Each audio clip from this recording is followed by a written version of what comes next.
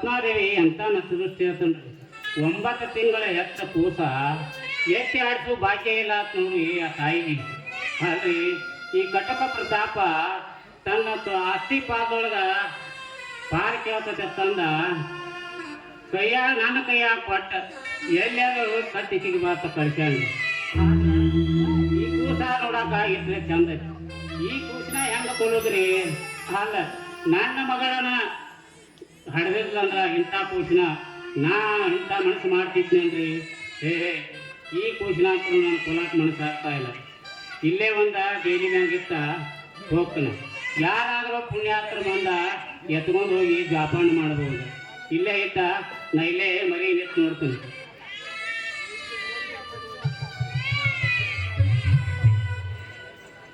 ಮಮತೆಯ ಬಂಧ ಹೃದಯದ ಸ್ಪಂದ ಬೆರೆತಿಯ ಮಾಂಜಲಿ ಕರುಳಿನ ಕರೆಯ ಬರೆದಿಯ ಕವನ ಸುಮಧುರ ಗೀತಾಂಜಲಿ ಬದುಕಿನ ಸವಿಗಾನ ನಗುವಿನ ಸವಿಗಾನ.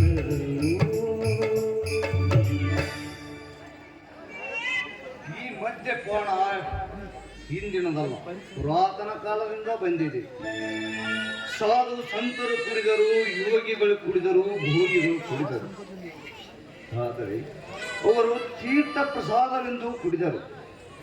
ಇಂದಿನ ಜನಾಂಗದವರು ನಾವು ಇದಕ್ಕೆ ಚಟವನ್ನು ಮಾಡಿಕೊಂಡು ಬಿಟ್ಟಿದ್ದೇವೆ. ಮಾನವನ ಭಾರವಾದ ತೆರೆಯನ್ನು ಹೊರಗೊಳಿಸುವುದಕ್ಕಾಗಿ ಕುಡಿಯುತ್ತೇವೆ. ಇದರ ದಾಸರಾಗಿ ಬಿಟ್ಟಿದ್ದೇವೆ. ಇದು ನಾವು ಇದರ ದಾಸರಾಗಿ ಬಿಟ್ಟಿದ್ದೇವೆ. ಎಂತೆಂತ ಮಹಾತ್ಮರು ಹೇಳಿದ್ದಾರೆ, ಮದ್ಯಪಾನ ನಿಷೇಧ ಮಾಡಿರಿ ಎಂದು. ಆದರೆ ಇಂದಿನ ಸರ್ಕಾರ ಇದರಿಂದ ಬರುವ ಲಾಭಕ್ಕಾಗಿ ಮಂಡಿ ಊರಿ ಕುಳಿತು ಬಿಟ್ಟಿವೆ ಇಂದಿನ ಸರ್ಕಾರಗಳು. ಒಟ್ಟಿನಲ್ಲಿ ಈ ಜೀವನ ಸಾಕಾಗಿ ಬಿಟ್ಟಿದೆ. ಬೇಗ ಮುಗಿಸಿಬಿಡಿವೆ ಈ ಲೋಕದ ಪಯಣ.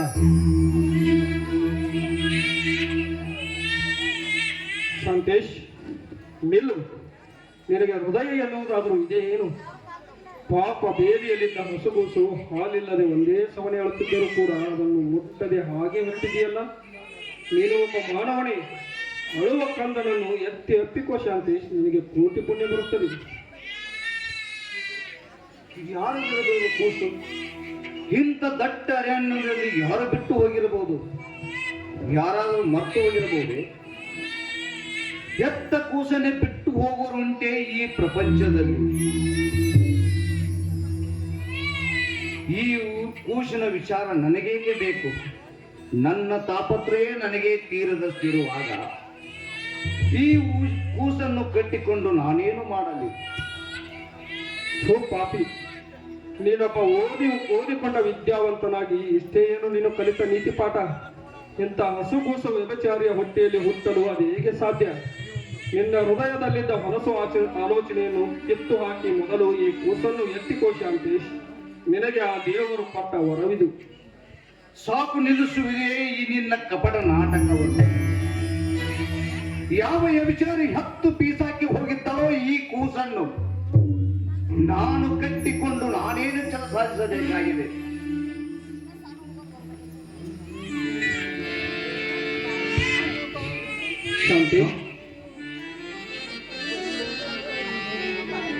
ಎಷ್ಟು ಸೌಂದರ್ಯವಾಗಿದೆಯಲ್ಲ ಈ ಕೂಸು. ಯಾರು ಸದ್ಗೃಹಿಣಿ ಉದರದಲ್ಲಿ ಹುಟ್ಟಿದ ಈ ಕೂಸು. ಈ ಕೂಸುಗಳನ್ನು ನೋಡಿದರೆ ಆ ಸೂರ್ಯನಂತೆ ಪ್ರಕಾಶಮಾನಾಗಿ ಹೊಳೆಯುತ್ತಿದೆಯಲ್ಲ. ಇರಲಿ, ಹೇಗೋ ನನ್ನ ತಂಗಿಗೆ ಮಕ್ಕಳಿಲ್ಲವೆಂದು ದಿನನಿತ್ಯ ಕೊರಗಿ ಸಾಯುತ್ತಿದ್ದ. ಈ ಮಗುವಿನಿಂದ ಆದರೂ ನನ್ನ ತಂಗಿಯ ಮನೆ ಬಾಳು ನಂದಾದೀಪವಾಗಲಿ, ಅವಳಿಗೆ ಬಾಳಿಗೆ ದಾರಿದೀಪವಾಗಲಿ. ಮನುಜನ ಬಾಳಲಿ ದೇವರ ಲೀಲೆಯು ಬಲ್ಲವರಾರಿಹರು. ಏಕೆನಿಸೆ ಪಲ್ಲು ಬಳಗವಾ ನೀಡುವನು, ಸಾಕೆನಿಷ ಬಂಧನಗಳನ್ನು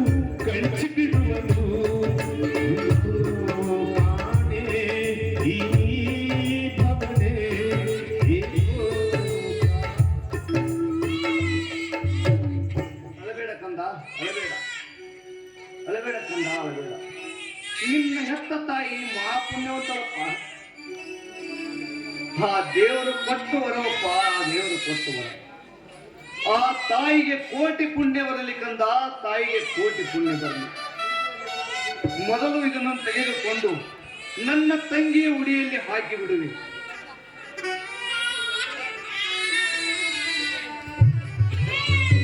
ಕರುಳು ಕುಡಿಯುತ್ತಿದ್ದಗೆ ತಾಯಿ ಕರುಳು ಮಿಡಿದಿದೆ, ಪತಿಯ ಆಪ ನೀರಲಿರಲು ಜೀವ ಸಾರ್ಥಗೊಳಿಸಿದೆ. ತೇಜ ಜೀವಿಗಿಲ್ಲಿರವ ನೀಡುತ್ತಿರಲು ವೇದನೆ, ಹೃದಯ ಬಡಿದು ಹಾಕುವಂತ ಏಕೆ ಶೋಧನೆ. ಅಲ್ರಿ ಎಂತ ವಿಚಿತ್ರ ಕಥೆ ಆತನ. ಅಲ್ರಿ ಭೂಷಣ ಅಂತರೂ ನಾಲ ಬೇಲಿ ಮ್ಯಾಗ ಇಟ್ಟ ಮರಿ ನಿಂತ್ನಿ. ಆದ್ರ ಯಾರೋ ಅಪರಿಚಿತರು ಓದಿ ಜೋಪಾನ ಮಾಡ್ತಾರತ್ ನಾ ತಿಳಿದ್ರ ಆ ಶಾಂತೇಶಪ್ಪ ಬಂದ ಆ ಕೂಸಿನ ಹೋದ, ಆ ಕೂಸಿಗೆ ದಾರಿ ದೀಪ ಆಗಿಬಿಟ್ಟಲ್ರಿ. ಹೇರ್ಲಿ ಈಗ ಮನೆಗೆ ಹೋಗಿ ಪ್ರತಾಪಗ ಕೂಸಿನ ಕತ್ ಹಿಚಿಗೆ ಬಂದತ್ತಂದ ಹೇಳಿ ನಂಬಿಸಿ ಬಿಡ್ತಾನ.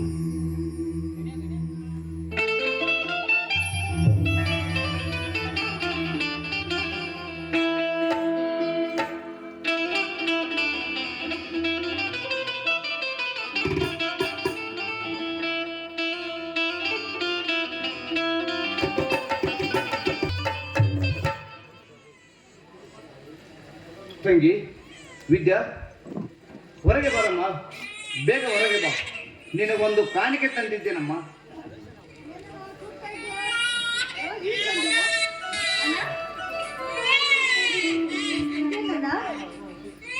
ಹಸುಗಸನ್ನು ಕೈಯಲ್ಲಿ ಹಿಡಿದುಕೊಂಡು ಬಂದಿದೆಯಲ್ಲ, ಯಾರ ಮಗು ಇದು? ತಂಗಿ, ಇದು ಆ ದೇವರ ಕೊಟ್ಟ ವರವಮ್ಮ, ದೇವರು ಕೊಟ್ಟ ವರ. ತಂಗಿ, ಇದನ್ನು ತೆಗೆದುಕೊಂಡು ನೀನು ಇಂದಿನಿಂದ ಈ ಮಗುವಿಗೆ ಹೆತ್ತ ತಾಯಿಯಾಗಮ್ಮ, ಹೆತ್ತ ತಾಯಿಯಾಗ. ಇದೇನಣ್ಣ, ನಿನಗೇನು ಹುಂಚು ಹಿಡಿದಿದೆಯೇನು? ಯಾರ್ದೋ ಮಗುವನ್ನು ತೆಗೆದುಕೊಂಡು ಬಂದು ನಿನಗೆ ಕಾಣಿಕೆಯಾಗಿ ಕೊಡ್ತಾ ಇದ್ದೀನಿ ಅಂತ ಹೇಳ್ತಾ ಇದೆಯಲ್ಲ, ಇದೇನು ನಾಟಕದ ಸನ್ನಿವೇಶ ಅಂತ ಭಾವಿಸಿಕೊಂಡಿದ್ಯಾ? ಆಮೇಲೆ ನನ್ನ ಗಂಡ ಬಂದು ಇದು ಮಗು ಯಾರ್ದು ಎಲ್ಲಿಂದ ಬಂತು ಅಂತ ಕೇಳಿದಾಗ ನಾನೇನಂತ ಹೇಳಲಿ? ತಂಗಿ, ನೀನು ಕೊಂಚ ಕೂಡ ಹೆದರಬೇಕಾಗಿಲ್ಲಮ್ಮ. ನಿನ್ನ ಗಂಡ ನನ್ನ ಪ್ರಾಣ ಸ್ನೇಹಿತ. ನನ್ನ ಮಾತು ಅಂದರೆ ಅವನಿಗೆ ವೇದವಾಕ್ಯ ತಂಗಿ, ವೇದವಾಕ್ಯ. ನಾನು ಅವನಿಗೆ ಹೇಳುತ್ತೇನೆ, ನೀನು ಮಾತ್ರ ತಪ್ಪು ತಿಳಿಯದೆ ಈ ಮಗುವಿಗೆ ದಾರಿ ದೀಪವಾಗಮ್ಮ, ದಾರಿ ದೀಪ. ನೋಡೋಣ, ನಿಜ ಹೇಳು, ಈ ಮಗು ಯಾರದು, ಎಲ್ಲಿಂದ ತಂದೆ, ಏನ್ ಕತೆ? ತಂಗಿ, ನಿಜವನ್ನೇ ಹೇಳುತ್ತೇನೆ ಕೇಳಮ್ಮ.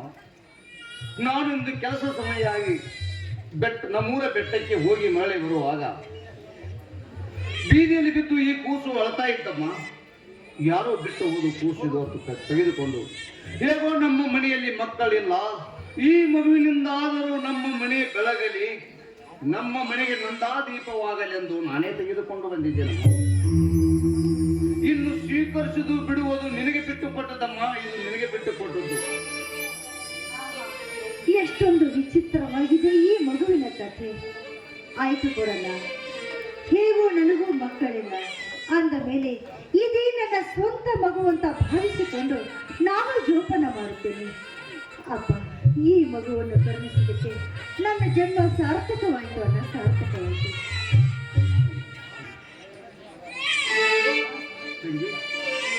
ಹಿಂದಿನ ನನಗೆ ಈ ಮಗು ಹೆತ್ತ ತಾಯಿಯನ್ನು ನೋಡಮ್ಮ, ಅಳ್ತಾ ಇದೆ. ಅದಕ್ಕಷ್ಟು ಹಾಲನ್ನು ಕುಡಿಸಮ್ಮ, ತುಂಬ ಹಾಲನ್ನು ಕುಡಿಸ. ಆಯ್ತಲ್ಲ, ನಾನಿಷ್ಟು ಒಳಗಡೆ ಹೋಗಿ ಮಗುವಿಗೆ ಹಾಲು ಕುಡಿಸ್ಕೊಂಡು ಬಂದ್ಬಿಡ್ತೀನಿ. ನಿನಗೆ ಆಮೇಲೆ ಕಾಫಿ ತಂದು ಕೊಡ್ತೀನಿ, ಆಯ್ತಾ? ಅಬ್ಬೋ, ಇಂದು ನನಗೆ ಸಂತೋಷವಾಯಿತು. ಇನ್ನು ನನ್ನ ಮಿತ್ರ ಬಂದು ಈ ಮಗುವನ್ನು ನೋಡಿದಾಗ ಅವನು ಸಂತೋಷ ಪಡುತ್ತಾನೆ. ಆದರೆ ನಾನು ಸಂತೋಷ ಪಡಬೇಕಾದ್ರೆ ಏನು ಮಾಡಬೇಕು? ಹೇಗಾದರೂ ಇದೆಯಲ್ಲ ನನ್ನ ಹತ್ತಿರ ಬ್ರ್ಯಾಂಡಿ, ಇದನ್ನು ಕುಡಿದು ಬಿಟ್ಟಾದ್ರೂ ನನಗೆ ಸಂತೋಷವೇ ಸಂತೋಷ.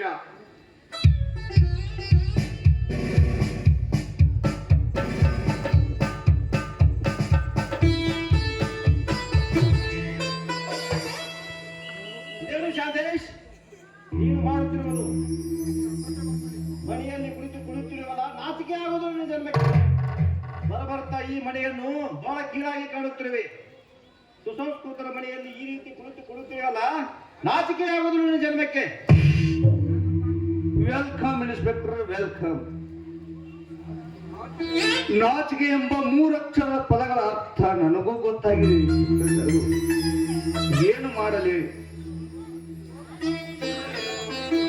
ಕುಡಿಯದಿದ್ದರೆ ನನ್ನ ಮನಸ್ಸಿಗೆ ಶಾಂತಿಯೇ ಇಲ್ಲ. ಇನ್ನು ಕುಡಿಯುವುದನ್ನು ಬಿಟ್ಟರೆ ನಾನು ಬದುಕುವಂತಿಲ್ಲ. ನಾನು ಬದುಕುವಂತಿಲ್ಲ. ಒಟ್ಟಿನಲ್ಲಿ ನನ್ನ ಬಾಳು ಸಾಕಿದ ನಾಯಿಗಿಂತ ಕೀಳಾಗಿದೆ. ಸಾಕಿದ ನಾಯಿಗಿಂತ ಕೀಳಾಗಿದೆ. ಸಾಕು ಮಾಡು ಸಂದೇಶ್, ನಿನ್ನ ಕಣ್ಣೀರಿನ ನಾಟಕ ಮಾಡು. ಹಣದ ಆಸೆಗಾಗಿ ಶ್ರೀಮಂತ ಮನೆತನದ ಹೆಣ್ಣಿನ ಬೆನ್ನು ಹತ್ತಿ ತುಂಬಿದ ಸಭೆಯಲ್ಲಿ ನನ್ನ ಮನೆಯ ಮರ್ಯಾದೆಯನ್ನೇ ಕಳೆದು ಬಿಟ್ಟೆ. ಈಗ ನೋಡಿದರೆ ಈ ಮನೆಯಲ್ಲಿ, ನನ್ನ ಮನೆಯಲ್ಲಿ ಕುಳಿತು ಕುಡಿಯುತ್ತಿರುವೆ. ನೋಡು ಶಾಂತೇಶ್, ಆಶ್ರಯ ಕೊಟ್ಟವರ ಮನೆಯಲ್ಲಿ ನಿಷ್ಠೆಯಿಂದ ಇರಬೇಕೇ ಹೊರತು ತಪ್ಪು ದಾರಿ ತುಳಿಯಬಾರದು. ಅದು ನಿನಗೆ ಮುಂದೆ ಪಾಪ ಬರುತ್ತ ಶಾಂತೇಶ್. ಸತ್ತವಾಯಿತು ನಂತ ನಿನ್ನ ಮಾತಿನ ಒಗಟು. ಆಶ್ರಯ ಕೊಟ್ಟವರ ಮನೆಯಲ್ಲಿ ನಾನು ಶತ್ರುವಾಗಿ ವರ್ತಿಸಿಬಿಟ್ಟೇನು. ನಾನು ಶತ್ರುವಾಗಿ ವರ್ತಿಸಿಬಿಟ್ಟೆ. ದಯವಿಟ್ಟು ನನ್ನನ್ನು ಕ್ಷಮಿಸಿಬಿಡೋಣಂತ, ನನ್ನನ್ನು ಕ್ಷಮಿಸಿಬಿಡು. ನೋಡು ಶಾಂತೇಶ್, ಇತ್ತಿತ್ತಲಾಗಿ ನಿನ್ನ ವರ್ತನೆ ನನಗೇಕೂ ಸರಿ ಕಾಣ್ತಾ ಇಲ್ಲ. ಇನ್ನೊಂದು ಸಾರಿ ಈ ರೀತಿ ವರ್ತಿಸಿದರೆ ಪರಿಸ್ಥಿತಿ ಗಂಭೀರವಾದಿತ್ತು. Be careful. ಇದೇನು ಇನ್ಸ್ಪೆಕ್ಟರ್ ಸಾಹೇಬರು ಇವತ್ತು ನಮ್ಮ ಅಣ್ಣನಿಗೆ ಏನೋ ಕಠಿಣ ಶಿಕ್ಷೆ ಕೊಡುವಂತೆ ಕಾಣಿಸ್ತಾ ಇದೆ. ಅಂತಹ ತಪ್ಪು ಏನ್ ಮಾಡ್ತಾನೆ ನಮ್ಮಣ್ಣ? ನೀನೇ ನೋಡು ವಿದ್ಯಾ, ಈ ಅಣ್ಣನ ಹೇಗೆ ಕೃತ್ಯವನ್ನು ಸಿಕ್ಕಾಪಟ್ಟೆ ಕುಡಿದು ಬಂದು ನನಗೆ ಹೇಗೆ ಮಾತಾಡ್ತಾ ಇದ್ದಾನೆ. ಇದೇನು ವಿದ್ಯಾ, ನಿನ್ನ ಮನೆಯಲ್ಲಿ ಮಗು ಯಾರು? ಏನು ಆಶ್ಚರ್ಯ ಇದೆ?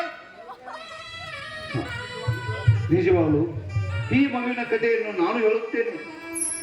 ಇದು ಯಾರದ ಮಗು ಅಲ್ಲ, ಬೀದಿಯಲ್ಲಿ ಸಿಕ್ಕ ಮಗು. ಬೀದಿಯಲ್ಲಿ ಸಿಕ್ಕ ಮಗು.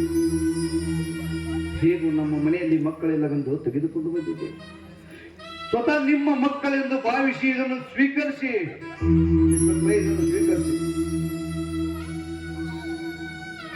ಅಣ್ಣ ತಂಗಿ ಇಬ್ಬರು ಸೇರಿ ನನಗೆ ಹಾಸ್ಯ ಮಾಡ್ತಾ ಇದ್ದೀರೇನು? ವಿದ್ಯಾ, ನಿಜ ಹೇಳು, ಈ ಮಗು ಯಾರ್ದು, ಎಲ್ಲಿಂದ ಬಂತು ಎಂದು? ನಿಜ ಸ್ವಾಮಿ, ಈ ಮಗುವಿನ ಕಥೆ ಕೇಳಿದಾಗ ನಿಮಗೂ ಆಶ್ಚರ್ಯವಾಗುತ್ತೆ ಸ್ವಾಮಿ, ಆಶ್ಚರ್ಯವಾಗುತ್ತೆ. ಸಾಕು ಬಾಯಿ ಮುಚ್ಚು ವಿದ್ಯಾ. ನನ್ನನ ಹಾಗೆ ನಾನೇನು ಕುಡುಕನಲ್ಲ, ನಿನ್ನ ಮಾತಿಗೆ ಒಪ್ಪಿಕೊಳ್ಳಲು. ನೋಡಿ ವಿದ್ಯಾ, ನನ್ನ ಮೊದಲೇ ಕುಡುಕ.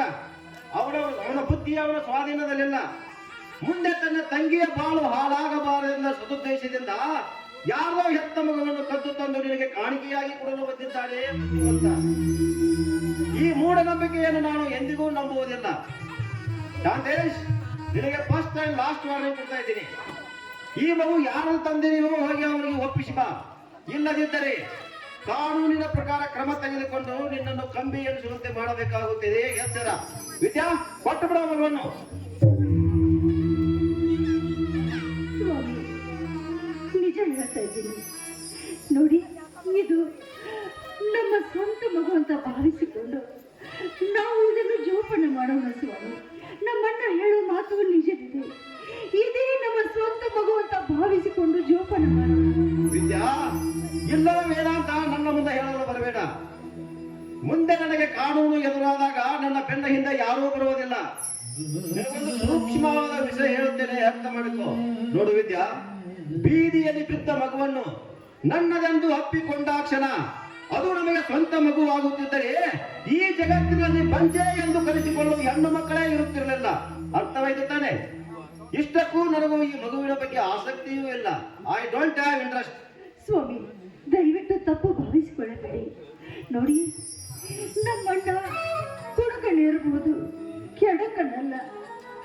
ಅದಕ್ಕಾಗಿ ದಯವಿಟ್ಟು ಈ ನಿಮ್ಮ ಪೊಲೀಸ್ ಬುದ್ಧಿಯನ್ನು ಬಿಟ್ಟು ಮಮತೆಯಿಂದ ಒಪ್ಪಿಕೊಳ್ಳಿ, ಇದು ನಮ್ಮ ಮಗು ಅಂತ. ಖಂಡಿತವಾಗಿ ನನಗೆ ಬೇಕಾಗಿಲ್ಲ ವಿದ್ಯಾ, ಖಂಡಿತವಾಗಿ ನನಗೆ ಬೇಕಾಗಿಲ್ಲ. ಈ ಮಗುವನ್ನು ನನ್ನ ಕೈಯಲ್ಲಿ ಕೊಟ್ಟು ಬಿಡು. ಅವನೇ ಎಲ್ಲಿಯಾದರೂ ಹೋಗಿ ಜೋಪಾನ ಮಾಡಲಿ. ತಂಗಿ, ಎಷ್ಟೇ ಆಗಲಿ ಅದು ಪೊಲೀಸ್ ಬುದ್ಧಿಯಮ್ಮ. ಕರಳು, ಮಮತೆ, ಪ್ರೀತಿ, ವಾತ್ಸಲ್ಯ ಅಂದರೆ ಅವರಿಗೆ ಗೊತ್ತಿಲ್ಲಮ್ಮ, ಅವರಿಗೆ ಗೊತ್ತಿಲ್ಲ. ಹೌದು, ನಾನು ಪ್ರೀತಿ ಪ್ರೇಮವನ್ನು ಅರಿಯದ ಕಡು ಪಾಪಿ. ವಿದ್ಯಾ, ಇವತ್ತು ಎರಡರಲ್ಲಿ ಒಂದು ಆಗಲೇಬೇಕು. ನಿನಗೆ ನಾನು ಬೇಕೋ ಅಥವಾ ಈ ಮಗು ಬೇಕೋ? ಎರಡರಲ್ಲಿ ಒಂದು ತೀರ್ಮಾನ ಆಗಲೇಬೇಕು. ಹಾಗಾದ್ರೆ ಈ ಮಗು ಬೇಕಾಗಿಲ್ಲ. ಈ ಮಗುವನ್ನು ನನ್ನ ಕೈಯಲ್ಲಿ ಕೊಟ್ಟು ಬಿಡು. ಅವನೇ ಎಲ್ಲಿಯಾದ್ರೂ ಹೋಗಿ ಜೋಪಾನ ಮಾಡಲಿ. ನೀವು ಹೀಗೆ ಹೇಳಿದ್ರೆ ನಾನೇನಂತ ಹೇಳಲಿ? ನಾನೇನಂತ ಹೇಳಲಿ?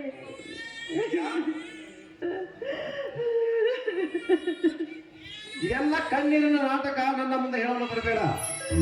ನಿನಗೆ ನಾನು ಬೇಕಾದ್ರೆ ಈ ಮಗುವನ್ನು ನನ್ನನ್ನೇ ಕೈಯಿಂದ ಕೊಟ್ಟು ಈ ಮನೆಯಿಂದ ಹೊರಗೆ ಹಾಕು. ಇಲ್ಲದಿದ್ದರೆ, ಈ ಮಗುವೇ ನಿನಗೆ ಬೇಕಾಗಿದ್ದರೆ ನಾನೇ ಈ ಮನೆಯನ್ನು ಬಿಟ್ಟು ಬಹುದೂರ ಹೋಗುತ್ತೇನೆ. ಆಗ ನೀನು, ನಿನ್ನ ಆಗ ಈ ಮಗು ಹಾಯಾಗಿ ಕಾಲ ಕಳೆಯುವರಂತೆ ಈ ಮನೆಯಲ್ಲಿ. ಅನಂತ, ಅನಂತ, ನಾ ತಂದ ಈ ಮಗುವಿನಿಂದ ನಿಮ್ಮ ಸಂಸಾರ ಹಾಳಾಗುವುದು ಬೇಡ. ನಾನು ಆಶೆಯಿಂದ ಈ ಮಗುವನ್ನು ತಂದೆ. ಆದರೆ ಇಲ್ಲಿ ನಡೆದ ಸತ್ವ ಪರೀಕ್ಷೆಯೇ ಬೇರೆ. ಈ ಸತ್ವ ಒಟ್ಟಿನಲ್ಲಿ ನನ್ನ ಬಾಳಿನಲ್ಲಿ ವಿಧಿ ಬೆನ್ನತ್ತಿ ಕಾಡುವಂತಿದೆ. ನೋಡಮ್ಮ, ನಿನ್ನ ಹಣೆ ಬರದಲ್ಲಿ ಮಕ್ಕಳ ಭಾಗ್ಯವೇ ಇಲ್ಲಮ್ಮ. ಮಕ್ಕಳ ಭಾಗ್ಯವೇ ಇಲ್ಲ.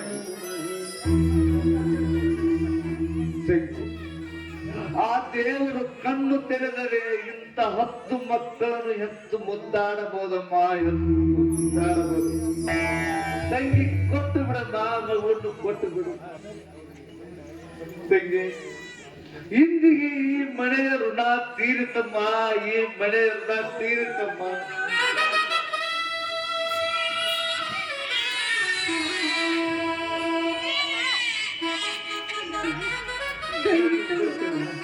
ನೋಡಮ್ಮ, ದೇವು ಸಹಿಸು ತಪ್ಪನ್ನು ಕ್ಷಮಿಸಣ್ಣ, ನನ್ನ ತಪ್ಪನ್ನು ಕ್ಷಮಿಸು.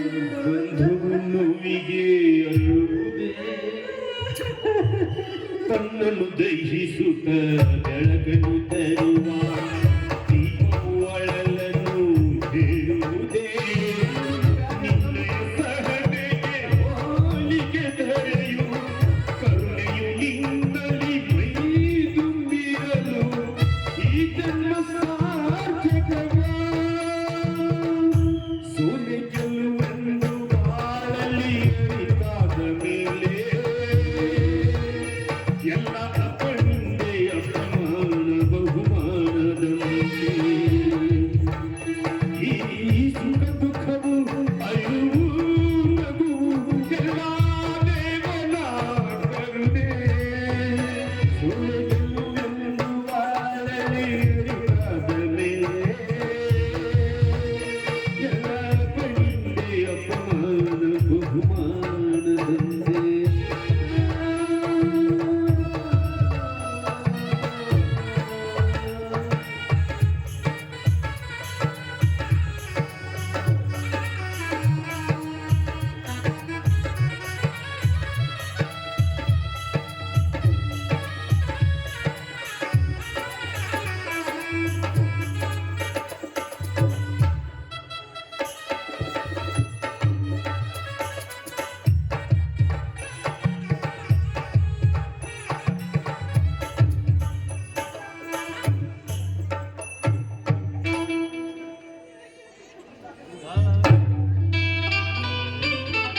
ಹಲೋ,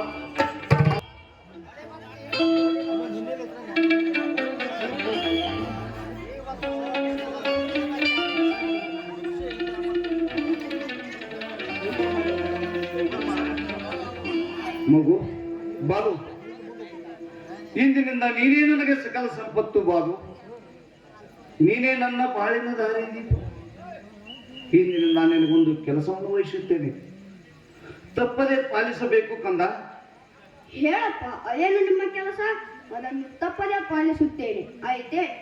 ಅಯ್ಯೋ, ನನ್ನ ಮುದ್ದು ಕಂದ, ಎಷ್ಟು ಜ್ಞಾನ ನಿದ್ದೀಯಪ್ಪ, ಎಷ್ಟು ಜ್ಞಾನ ನಿದ್ದೀಯ. ನೋಡಪ್ಪ, ನಿನ್ನ ಹೆತ್ತ ತಾಯಿ ಮಹಾ ಪುಣ್ಯವಂತಳಪ್ಪ, ಮಹಾ ಪುಣ್ಯವಂತಳು. ಕಂದ ನೋಡಪ್ಪ, ನಾ ಈ ಪೇಪರ್ ಅನ್ನು ಕೊಡ್ತೀನಿ, ಇದು ಮಾಡ್ಕೊಂಡ್ ಬರ್ತೀಯಪ್ಪ. ಅಪ್ಪ, ನೀವು ಈ ರೀತಿ ರಸ್ತೆಯಲ್ಲಿ ಕಣ್ಣೀರು ಹಾಕಿದರೆ ಒಳ್ಳೆಯದಲ್ಲಪ್ಪ. ಆ ದೇವರು ನಮಗೇನು ಕಡಿಮೆ ಮಾಡಿದ್ದಾನೆ? ನನ್ನನ್ನು ಹಡೆದ ತಾಯಿ ಸತ್ತು ಸ್ವರ್ಗ ಸೇರಿದ್ದಾಳೆ. ಆದರೆ ಜನ್ಮ ಕೊಟ್ಟ ತಂದೆ ನೀವಿದ್ದೀರಲ್ಲ, ನೀವೇ ನನಗೆ ನಿಜವಾದ ದೇವರಂತಪ್ಪ.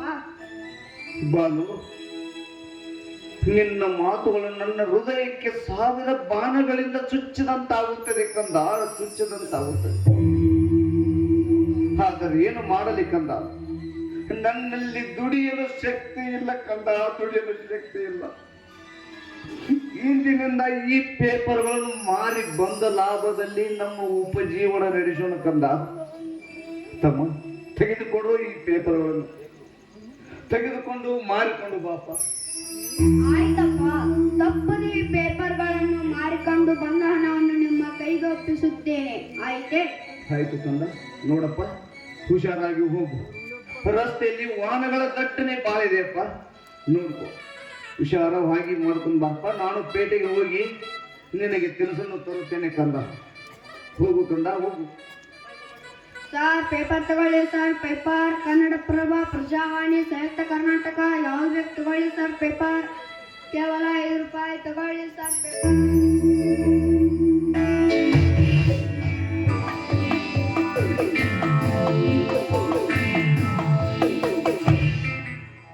ಏ ಹುಡುಗ, ಸ್ವಲ್ಪ ದಾರಿ ಬಿಟ್ಟು ನಿಲ್ಲು.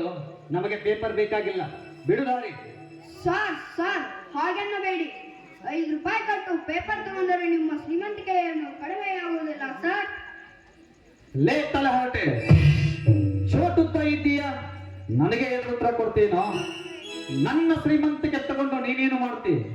ನಮ್ಮಂತ ಶ್ರೀಮಂತರನ್ನು ಹೀಗೆ ಹೀಯಾಳಿಸಿ ಬೈಯುವುದರಿಂದೇನೆ ಈ ರೀತಿ ಬೀದಿ ಬಿಕಾರಿಗಳಾಗಿ ಹುಟ್ಟಿರೋದು. ಹೋಗ್ಲಿ ಬಿಡಿ, ಪಾಪ ಮಗು ತಿಳಿದು ಏನು ಮಾತನಾಡ್ತೀನಿ. 5 ರೂಪಾಯಿ ಕೊಟ್ಟು ಪೇಪರ್ ತೆಗೆದುಕೊಟ್ರೆ ಅವನಿಗೂ ಅನ್ನ ಹಾಕಿದಂತಾಗುತ್ತದೆ, ನಮಗೂ ದೇಶದ ವಿಷಯಗಳು ತಿಳಿಯುತ್ತವೆ. ಪದ್ಮ, ಬೀದಿಯಲ್ಲಿ ಇಂಥವರು ಸಾವಿರಾರು ಜನ ಪೇಪರ್ ಮಾರುತ್ತಾರೆ. ಎಲ್ಲರಲ್ಲಿಯೂ ಪೇಪರ್ ಕೊಂಡುಕೊಂಡರೆ ನಮಗೇನು ಲಾಭ? ಅಷ್ಟಕ್ಕೂ ನಮಗೆ ಬೇಕಿರುವುದು ಒಂದು ಪೇಪರ್ ಮಾತ್ರ, ಅದು ಮನೆಯಲ್ಲಿದೆಯಲ್ಲ, ಮತ್ತೇಕೆ ಬೇಕು? ಬಾ, ಹೋಗೋಣ ಇಲ್ಲಿಂದ. ಅಮ್ಮ, ನೀವಾದರೂ ತಗೊಳ್ಳಿ ಅಮ್ಮ ಪೇಪರ್. ಕೇವಲ 5 ರೂಪಾಯಿ ತಗೊಳ್ಳಿ ಅಮ್ಮ ಪೇಪರ್. ಅಮ್ಮ ಅಮ್ಮ ಎಂದು ಕೂಗಿ ಕರೆಯುವ ಈ ಮಗುವಿನ ಧ್ವನಿ ಕೇಳಿದರೆ ಯಾಕೋ ನನ್ನ ಕರಳೆ ಕತ್ತರಿಸಿದಂತೆ ಆಗ್ತಾ ಇದೆ. ನಿನಗೆ ಹಡಿದ ತಂದೆ ತಾಯಿಗಳೇ ಅಲ್ವಾ? ಅಮ್ಮ, ನನಗೆ ತಾಯಿ ಇಲ್ಲಮ್ಮ. ನಾನು ಹುಟ್ಟಿದ ತಕ್ಷಣ ಸತ್ತು ಸ್ವರ್ಗ ಸೇರಿದಳಂತೆ. ಆದರೆ ನನ್ನ ತಂದೆಯವರು ಮಾತ್ರ ಇದ್ದಾರೆ. ನಿಜವಾಗಲೂ ನನ್ನ ತಂದೆ ದೇವರಂತಮ್ಮ. ನೋಡಪ್ಪ, ನನಗೆ ಪೇಪರ್ ಬೇಡ. ನಾನು ಪ್ರೀತಿಯಿಂದ ನಿನಗೆ ಹಣ ಕೊಡ್ತೀನಿ, ತೆಗೆದುಕೋ. ಬೇಡ ಅಮ್ಮ, ಕಣ್ಣವರ ಹಣಕ್ಕೆ ಕೈ ಒಡ್ಡಬಾರದೆಂದು ನಮ್ಮ ತಂದೆಯವರು ಹೇಳಿದ್ದಾರೆ. ಬೇಕಾದರೆ ನೀವು 5 ರೂಪಾಯಿ ಕೊಡಿ, ನಾನು ಪೇಪರ್ ಕೊಡ್ತೀನಿ. ಪರವಾಗಿಲ್ಲ, ನೀನು ನನಗೊಂದು ಪೇಪರ್ ಕೊಡು, ನಾನು ನಿನ್ಗೆ ಹಣ ಕೊಡ್ತೀನಿ.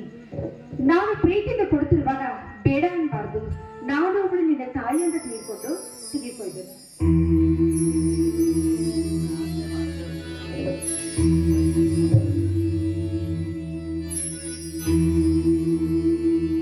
ಬಾಲು, ಇದೇನು ನಿನ್ನ ಕೆಲಸ? ಕಂಡವರಲ್ಲಿ ಭಿಕ್ಷೆ ಬೇಡಲು ನಿನ್ನನ್ನು ಮಾಡಿಲ್ಲ. ಅಪ್ಪ, ನಿಜವಾಗ್ಲೂ ನಾನು ಭಿಕ್ಷೆ ಬೇಡಲ್ಲಪ್ಪ. ಈ ಅಮ್ಮ ಇದ್ದಾರಲ್ಲ, ಪ್ರೀತಿಯಿಂದ ಕೊಟ್ಟಿನಿ, ಬೇಡ ಅನ್ನಬಾರದು, ತಗೊಂಡ್ರು, ಅದಕ್ಕೆ ನಾನು ತಗೊಂಡೆ. ಇದರಲ್ಲಿ ನಂದೇನು ತಪ್ಪಿಲ್ಲಪ್ಪ. ನನ್ನನ್ನು ಹೊಡೆಯಬೇಡಪ್ಪ, ನಿಮ್ಮ ಕಾಲಿಗೆ ಬಿಡ್ತೀನಿ. ನಿನ್ನದು ತಪ್ಪಲ್ಲಿದ್ದರೆ ಮೊದಲು ಹಣವನ್ನು ಕೊಡುವರ ಕೈಯಲ್ಲಿ. ಕೊಡುವ ಹಣವನ್ನು. ಇಲ್ಲದಿದ್ದರೆ ನಿನ್ನ ಚರ್ಮ ಸುರಿದು ಬಿಡುತ್ತೇನೆ.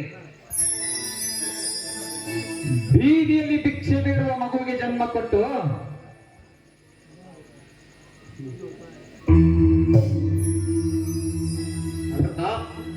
Be careful.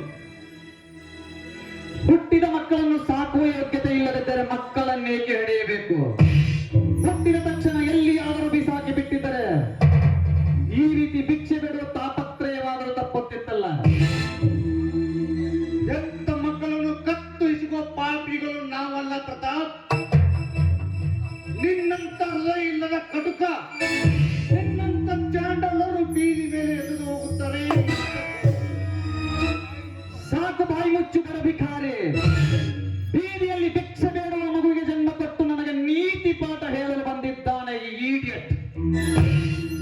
ನಿಮ್ಮಂತ ಬೀದಿ ಬಿಕಾರಿಗಳು ಹೆಚ್ಚಾಗಿರುವುದರಿಂದಲೇ ನಮ್ಮ ದೇಶದಲ್ಲಿ ಭಿಕ್ಷುಕರ ಸಂಖ್ಯೆ ಅಧೋಗತಿಗೇರಿದೆ ಗೊತ್ತೇ?